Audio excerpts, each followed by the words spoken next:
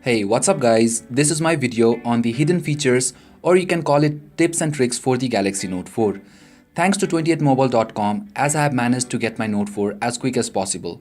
Every now and then, there are new users who might not have all the ideas about the software or features provided by the device. So in this video, we will be starting off from the basics, talking about almost every feature and app. So let's get started. First, long pressing the Open Apps button works as the menu key, as you can see here. If you don't want the Flipboard briefing on your home screen, long press the Open Apps button, go to Manage Home Screen and uncheck this. And now as you can see, we don't have the Flipboard briefing. Next is the camera. If you go on to camera settings, you have additional options here, like you can enable tap to take pictures, where you can just tap on the screen to take a picture.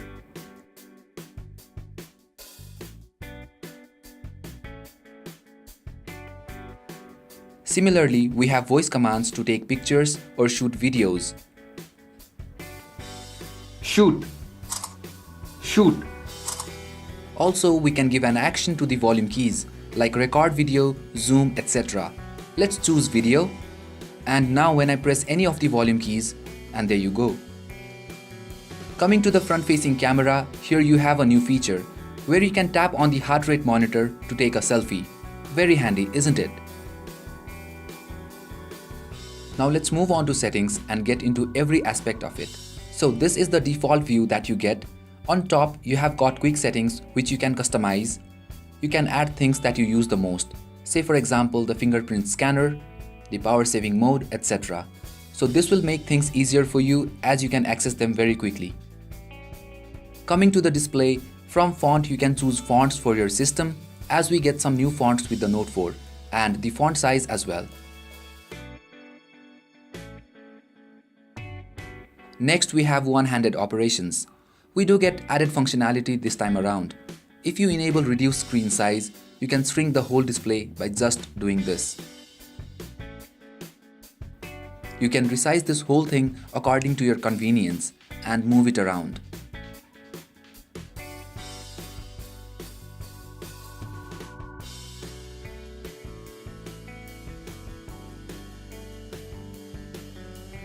Enable one-handed input and you get your dialer, calculator, keyboard, etc. in this view. Easier for single-handed uses. Plus you can change the sides as per your dominant hand. And lastly we have the side key panel. Enabling this will give you a floating sidebar where you get the Open Apps, Home and the back button. You can place it anywhere you feel easy so that you don't have to reach for the capacitive buttons down below, and then hide it when not necessary. Now say you need to access these, just make a swipe and there you go. You also can customize this sidebar from the settings menu, like you can adjust the transparency level as well as add additional keys. Say for example, I want the app drawer. Now as you can see, I can jump to my app drawer directly from here. So very handy for single-handed uses. Then we have various screen modes for an overall better experience. Like we have adaptive display where the device automatically optimizes your screen for the better results. While watching a movie, you can select the cinema mode. Else, if you don't like oversaturated colors offered by the AMOLED display, you can go with the basic mode. Then we have got increased touch sensitivity. With this enabled, you can literally use your device with anything that you have in your hand. Not only while wearing gloves, but with a pen, pencil, earphone jack, etc.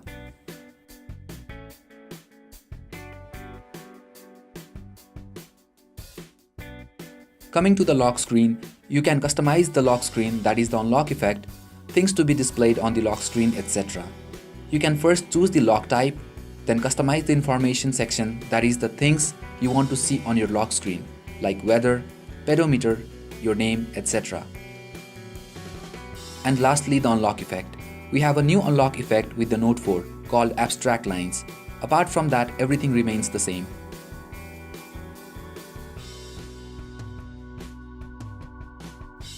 Then we have the multi-window, where you can simultaneously run 2 or more apps in the split screen view. But now with the Note 4, we get the new pop-up view, That is, you can use multiple apps simultaneously in a pop-up window, as you can see here. You just need to swipe down diagonally from either of the corners and then multitask. You get additional options like Move Content, where you can move contents from one window to other.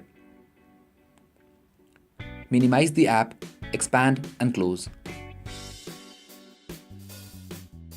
While using more than 2 or 3 floating apps, it might get pretty messy, so what you can do is minimize them by tapping on the collapse window. And then get this floating icon. Now you can carry on with your work and get back to it later. And talking about the S Pen, I'll come to this in a bit. Then we have motion and gestures. Everything's the same that we have seen with the previous Galaxy devices. Private mode is where you can keep all of your private documents and pictures safe. You can hide your pictures, documents, videos, etc. and keep it safe.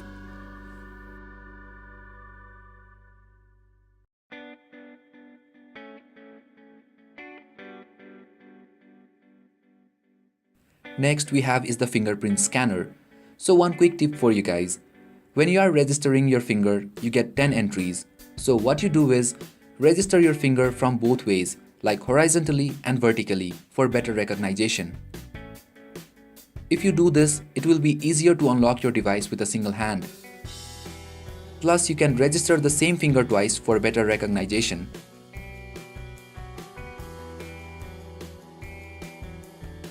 Then we have Safety Assistant, where you can give in your important contact information for emergency situations.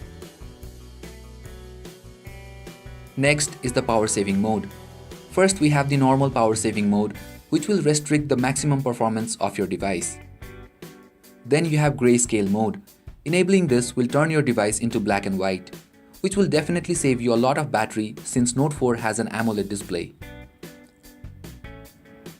And then we have the ultra power saving mode, where you just get the basic apps like calling, texting, etc. You can use this in extreme conditions when you are running out of power. If you are charging from the original Note 4 charger, make sure you enable fast charging, as this will charge your device to 50% in just 30 minutes. Now let's come to the star of the show, the S Pen. You get added functionality apart from taking the screenshot, writing a memo, etc. As soon as you pull out the S Pen, you have 4 different options in your Air command. First is the Accent Memo, where you can quickly note down things. Say for example, I need to note down a number. Then tapping on this icon will allow me to call that number, save it as a contact, send a message, etc. Next is the Smart Select. With Smart Select, you can take a snapshot of the screen. You can minimize the snap for later access as well. Save it to your scrapbook, share them, and in case if you just want the text from the snapshot, you can tap on the T icon. If you want to delete the minimized snapshot, you can tap and hold and drag it to delete. Next is the Image Clip. This is very handy when you quickly want to snip anything on your screen. You can give it a proper shape if you want to and save it to your scrapbook or share it. Last is the Screen Write, which is a quick way to take a screenshot and write on it. You also get additional tools with it like erase, crop, share, etc. With the S Pen on the Note 4, we get functions like on the PC mouse. Say for example, you want to delete pictures from your gallery. You can just press the S Pen button, drag to select, and then you can share or delete them. While working on floating apps, say if I want to copy-paste any content from one window to another, tap on the circle, then select Move Content. Now select the content, drag and drop. As simple as that.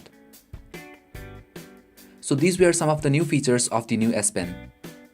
On your messaging app, you can add priority senders. So these are contacts whom you text frequently. These contacts will remain on top so that you can just tap on them to send a message quickly. Next is disable S Voice since we have the OK Google functionality. To disable it, go to S Voice, Menu, Settings, and uncheck this. Disabling S-Voice will help you reduce lag while pressing the home button. For calling someone quickly from your contact, you can use the Smart Dial feature. You just need to type the name of your contact to call. Say for example, I want to call Test. So just typing T-E-S-T and there you go. You have new modes in the camera app like Rear Cam Selfie and Selective Focus, which are self-explanatory.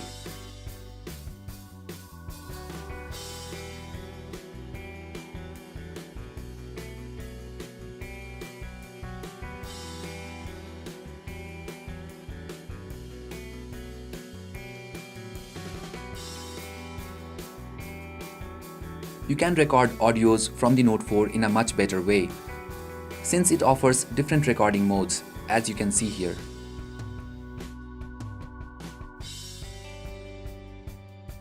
Next is the Photo Note. This time with the S-Note app, you get an option where you can just capture a picture and it will automatically extract the text out of it. And you can save it as JPEG, PDF, etc. Next is setting up the IR Blaster. So with the Smart Remote app, you can first select your reason and then select the device that you want to control via the IR Blaster, like TV, set-top box, DVD player, etc. So selecting TV, then you get to select your TV brand. So selecting Sharp, now powering it up. So since this code worked, it's a yes. And in case the first code does not work for you, you can go with the next one.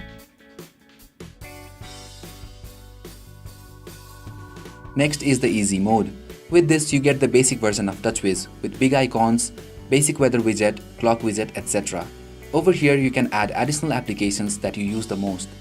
You can go to the app drawer from here. And to the left you can add your contacts. So basically this is the simplest version of the TouchWiz. And finally we have the blocking mode, where you can block all the incoming calls, notifications, alarms, etc. You also can set the blocking mode for a certain period of time, especially when you are at meeting. And one more thing is that you can add the contacts to this allowed list so that you won't miss any of the important notification from these contacts. So that's all for this video guys. I hope you found this video useful. Thanks a lot for watching. And if you want to purchase a Note 4, you can do that from 28mobile.com. Stay tuned for more Note 4 contents and you guys have a great time.